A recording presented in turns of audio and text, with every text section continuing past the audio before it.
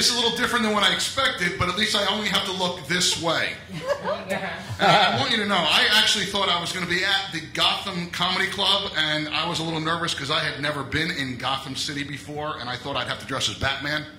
And I can tell you that spandex doesn't work for me. So I thought, well, maybe Robin, but I knew I'd still have the spandex issue. Plus, then I had to explain why I'm a gay superhero sidekick. So then I thought, maybe, what about Commissioner Gordon? Try that. But I really have no criminal justice background, and quite frankly, I don't have that silver pedophile mustache. So I'm just here as me. But I do want you to know, last month I went on vacation, took the whole family, including Grandma, who's 79, and had enough pills for about 79 people.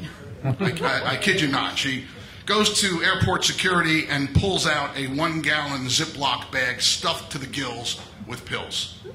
TSA guys got a little nervous, pulled her aside, and had to interview her because they thought she might be a 4'11" Pablo Escobar. But we got through that. We got through security, got on the plane.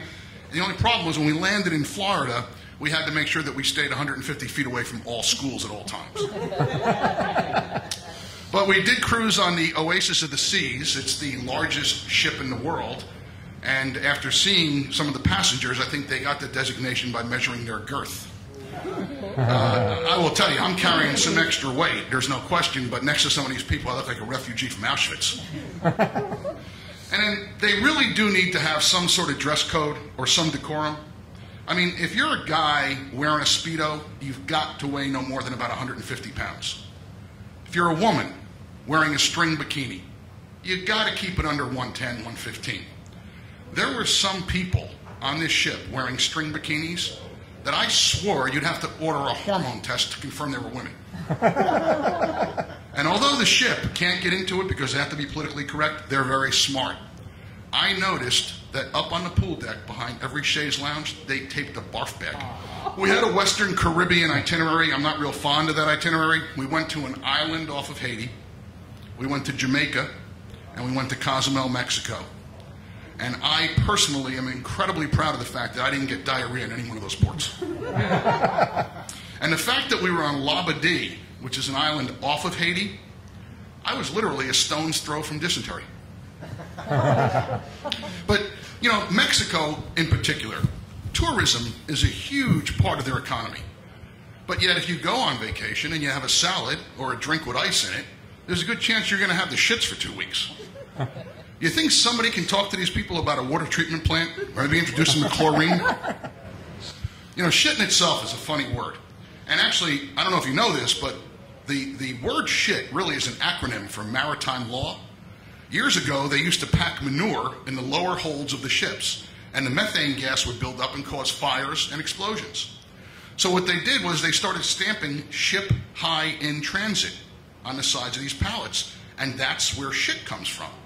How that evolved to solid human waste, I have no idea. And just the word shit itself can be used to verify the accuracy of a statement. If you're walking down the street today and you said to somebody, hey, Bin Laden's dead, you'd probably hear back, no shit. Or, its British cousin, no shit Sherlock. And if you asked someone a question about Bin Laden, you would also get a reference. If you said, hey, is Bin Laden dead? You would probably hear, does a bear shit in the woods? Why a bear? What about all the other forest creatures? Or the occasional hiker with intestinal distress? I'm going to tell you, I was raised Jewish in a predominantly Christian neighborhood. And my father was very concerned that I would lose my identity. So he would continue to tell me things like, when all the Christians were talking about how Jesus saves, he would tell me to remind them that Moses invests. And he also taught me about the value of $1 at an early age, and it worked for me my whole life, very important. And I remember when I was 20 years old, a friend of mine and I went to New York. We take the bus to Port Authority, and we're walking to Madison Square Garden. We're going down 8th Avenue, and a hooker approaches us. She says, I'll do anything you want for $25. My friend gets a smile from ear to ear and describes 3 different sex acts he wants performed on him in a nearby alley. She looks at me and she says, what about you? Well, I get the same smile on my face, and I look at her and I say, paint my house. Huh? Dad would be so proud. I got to tell you, the Hasidics freak me out. They're strange. They're weird people. I don't even know how to talk to them.